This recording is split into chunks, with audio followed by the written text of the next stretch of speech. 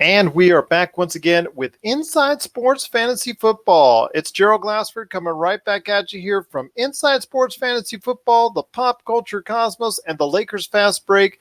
Welcoming you to another edition of the show. Cannot thank you enough for listening to us and getting a heads up for your fantasy team out there. Week 5 in the NFL.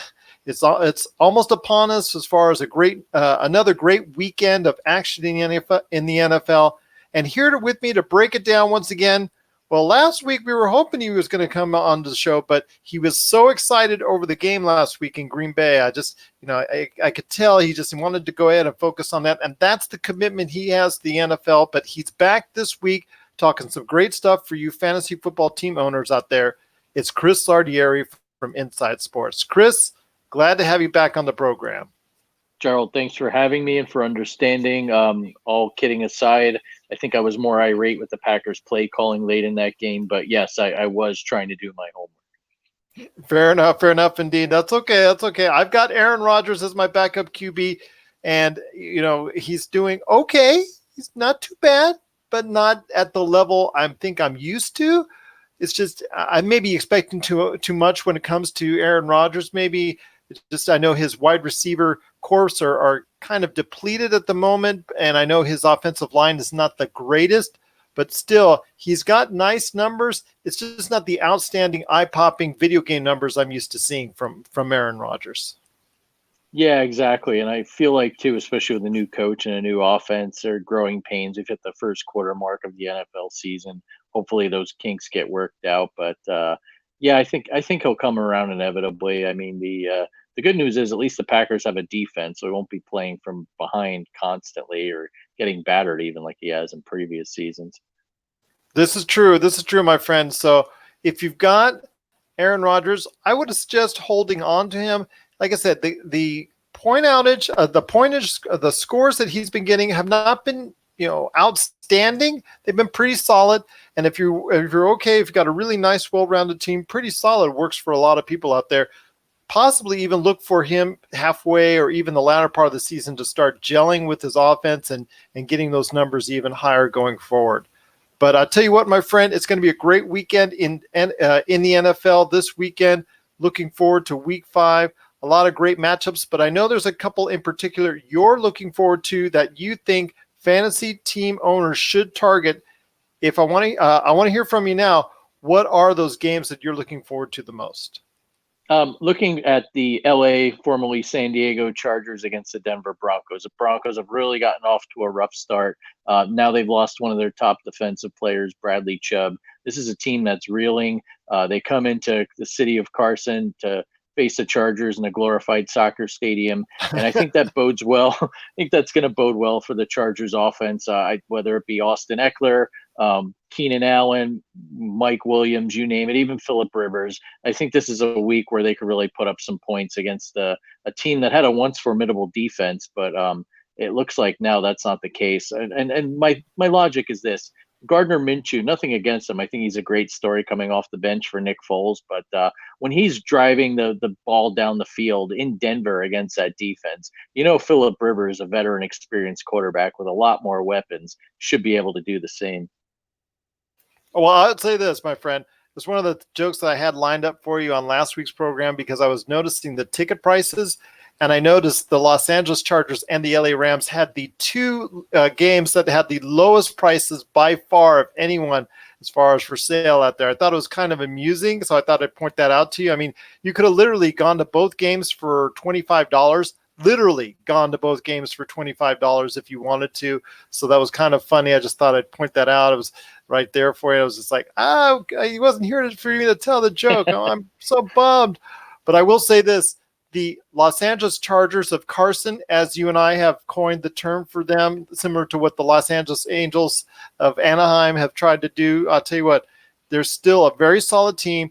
I know when I've spoken to my good friend Jason Dutch from Voice from the Underground, we think at this point in time, as far as from a fantasy standpoint, maybe not a talent standpoint, but a fantasy standpoint, Keenan Allen is the best wide receiver option in fantasy football today. Yeah, I've got to say he's the most consistent. You look at a Julio Jones and he'll have some great weeks, and like he did against the Eagles, and then he'll do nothing like he did this past weekend.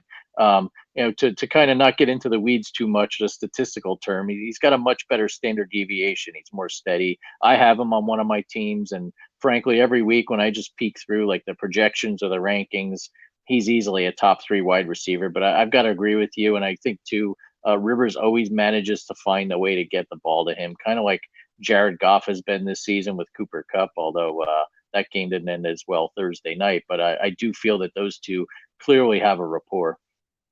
Absolutely. I agree with you on that. Kind of a funky way to end their evening on Thursday night, but still 3-2, not quite what they were expecting, I think, in Los Angeles after what happened with the Super Bowl. But again, with the Los Angeles Rams, their offense has not gelled to the point where I think it needs to get to. Plus, their defense is a little softer than it was this time last year. So hopefully they'll be able to rectify that, at least as far as from a Los Angeles Rams fan perspective there. I'm not one of them, but I know LA Rams fans are out there hoping that that's going to be the case because, yes, they're 3-2 now. They could easily shake things up and go on a string, I think, with the kind of offensive weapons that they have. And if that's the case, that would be a good sign for fantasy football owners going forward. But still, you got a team that's there that can score almost 30 points on every single occasion that they're playing. So if you've got someone on the Rams, I suggest keeping them or maybe even looking to trade them for valuable assets to help build a better team around you. Yeah, and I think too, even with them struggling now, Sean McVay will get it figured out. I know they've definitely had some issues on the offensive line. Goff hasn't looked the same, but we're 5 weeks in. I think they play in a winnable division. I think having kind of a mini bye week here, they'll have an extra few days off because they had the brutal Thursday night game. I think that'll help as well, and things will turn around. Will they be as high octane as last year? I don't know, but I do like your advice of potentially trading someone. Although I will say, hold off, see what happens with Brandon Cooks. If you're a Robert Woods or Cooper Cup owner, hold on because those guys might be getting more balls if Cooks misses any sort of significant time here. That's true. That's true indeed. Once again, I'm talking to Chris Lardieri from Inside Sports. You got to catch his upcoming show with Charles Smith Jr. coming up very soon in the near future, right here at Inside Sports. My friend, I got to talk to you about what other games that you're looking at for Week 5 of the NFL. I know there's some tantalizing matchups out there for fantasy team owners out there. I'm going to do a little bit more of a deep dive, and judging by the way he performed last week, you may think I'm a little crazy, but I'm basing this more on the awfulness it is the Cincinnati Bengals. I think Kyler Murray is worth a start if you're looking for a quarterback streamer, or maybe you've got him on your bench. I think this is a week where he could emerge even on the road. Mason Rudolph and the Steelers on Monday night really had a nice game against that defense, and I don't see why Murray couldn't easily do the same. He ran for a touchdown last week. I think that's kind of the hint of things to come with him as well as a dual threat offensively. So if you're struggling, maybe you're a Cam Newton owner or you've got another quarterback that's not producing, I think he's worth a shot this week. You're going to do it. The Bengals, I wouldn't say they're as bad as the Dolphins, but looking here 4 weeks in on a week-by-week basis, quarterbacks that go up against them seem to do pretty well. So I don't think it's that crazy of a decision. That's some outstanding thoughts right there. I agree with you on that. And just totally, I agree with you on your assessment of that. I really think that's some sound reasoning. And if anybody wants to go ahead and do that, please go ahead and make sure your team is lined up for that matchup because it probably will make some great dividends for you. I think another game that I'm looking forward to is Atlanta at Houston. And the reason why is Houston, which has actually kind of struggled in the past couple of weeks since a big week 1 for fantasy team owners. I think they're going to come out strong for week 5. I think because Atlanta is not the greatest team right now in the world, kind of they're kind of hit hard times. So in doing so, I think that's going to open up a sign, especially at home for Houston, for Deshaun Watson, for DeAndre Hopkins, for even Carlos Hyde to find some room in the defense to go ahead and make some good yardage, some good points, and possibly a nice big score for you. So I think that's my tip as far as for a game to watch for you fantasy team owners out there. But did you have any more games in mind coming up for week 5? Yeah, if you're looking to stream a defense, and I know in some leagues, I even saw it in one of mine, The Eagles are going up against the Jets. Look, even if Sam Darnold plays, I really don't think he's going to be in game shape or very effective. If he doesn't, that's even better if you've got the Eagles defense. So looking to just grab one off of waivers if they're out there, I think that's a pretty safe bet. The Jets have been playing terribly. They missed Darnold, which is ironic, but I never thought I'd hear this, but they're talking about whether his the size of his spleen would reduce. That's one of the effects of mononucleosis. So Yes. I'm not a doctor. I just play one here on the podcast. And even if he does play, I think the Jets are a mess. I mean, were it not for the Dolphins, they'd be cellar dwellers in the AFC East. You stayed at a Holiday Inn last night. If only. If only. But yes, you're right. I guess in a large spleen, I guess what happens as a residual side effect of mononucleosis, especially with the activity that he's going through. And I believe in comments today, he mentioned that he would not put his life at risk because, all it takes is one slice of the spleen and there you go. So, maybe a cleat the wrong way or what have you, from a 300-pound lineman or whatnot. So I don't think they're going to put him at risk, at least this week. I think maybe next week at the earliest is going to be the time that we'll see Sam Darnold. But even in that case, there's going to be some time for him to get back into the flow of the offense. And even then, it was still kind of shaky whether or not he's going to be the answer long term. I'm hoping he is, but for, as a USC Trojans fan, but I will say that Sam Darnold right now has to go ahead and get healthy first before he goes ahead and gets healthy on the field or for fantasy team owners, because right now most fantasy team owners have moved on from Sam Darnold for at least this season. But there are other young quarterbacks out there that I think people need to look at or take a chance on, because many of those quarterbacks are still on the waiver wire. So I want to hear your thoughts, Chris, as we close out the show and close out the program, on your thoughts on who are the best options out of this bunch. Daniel Jones, Gardner Minshew the second, Kyler Murray, Baker Mayfield, Josh Rosen, or Josh Allen. You can even throw Mason Rudolph, but again, he's not going to be the long-term answer after this season, at least in Pittsburgh, as far as that's concerned. Yeah, I agree.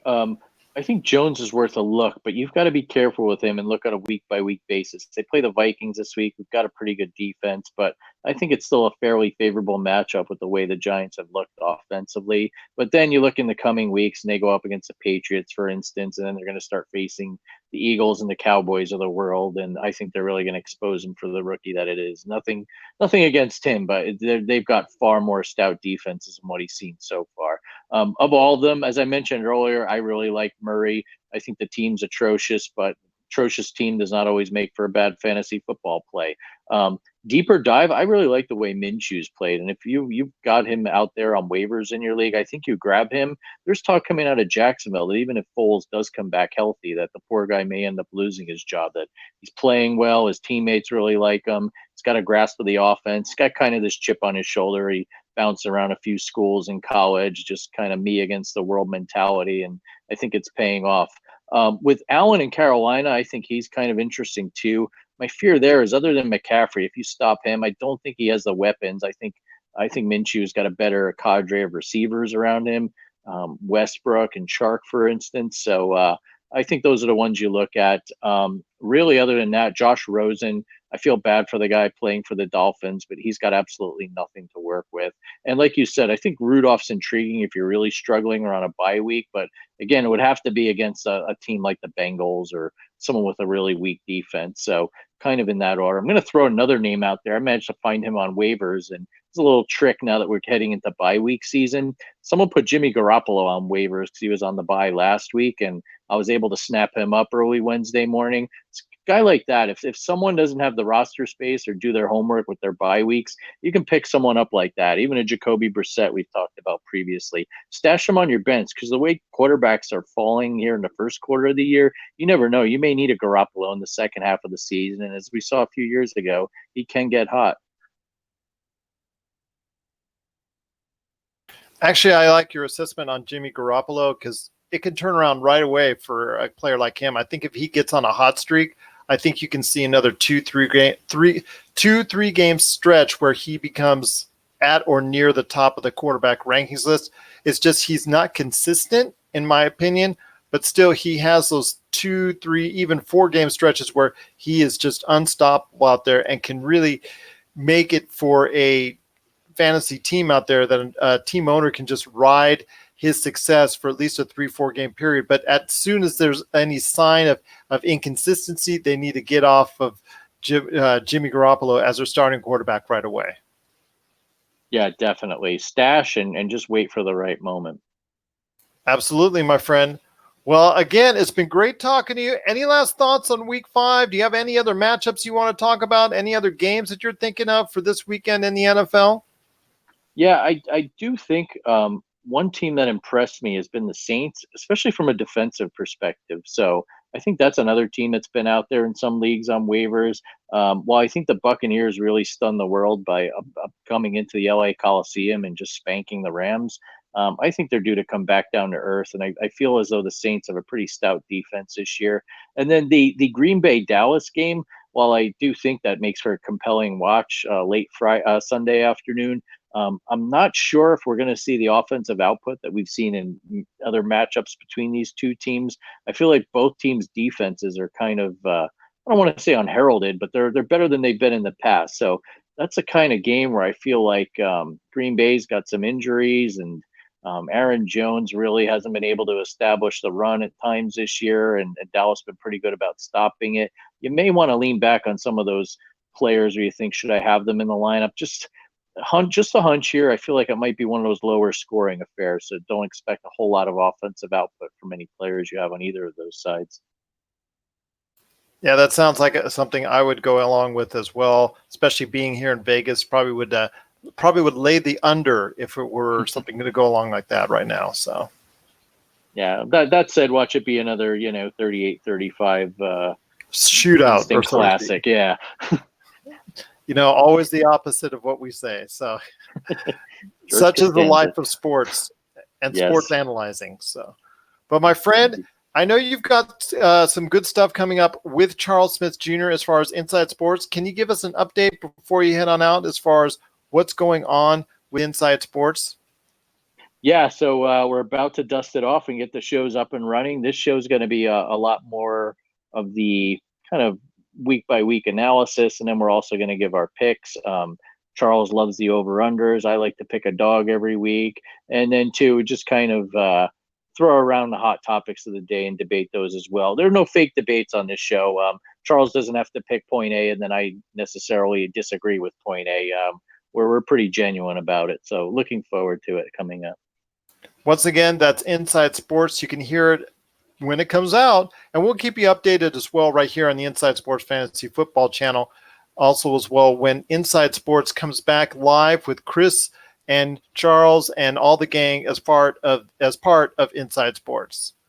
Well, my friend, it's been great talking to you once again. Looking forward to another great weekend in the NFL, week 5 out there. I'm glad to have you back on board. I know you're excited about what's going on with this weekend in the NFL as well.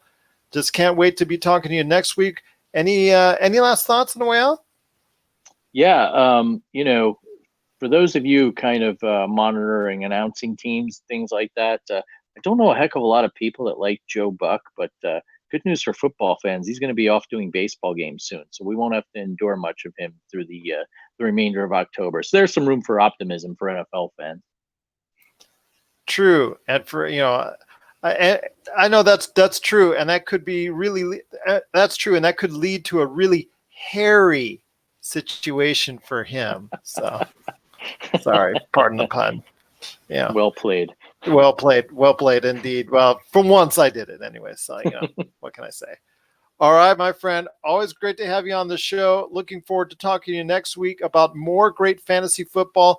If you have a question for us, you can always go ahead and let us know via email, or you can go ahead and let us know via at Pop Culture Cosmo on Twitter. We're also on awesome places on Twitter and email. So tell you what, if you want to go ahead and have a question for us, you can go ahead and send us a question at Twitter. We're going to be at Inside Sports FF on Twitter, and also as well Inside Sports FF at yahoo.com. That's Inside Sports FF at yahoo.com as well. Well, my friend, it's been great talking to you. Another great week in the books coming up for week 5 in the NFL. Just looking forward to it as always right here at Inside Sports Fantasy Football.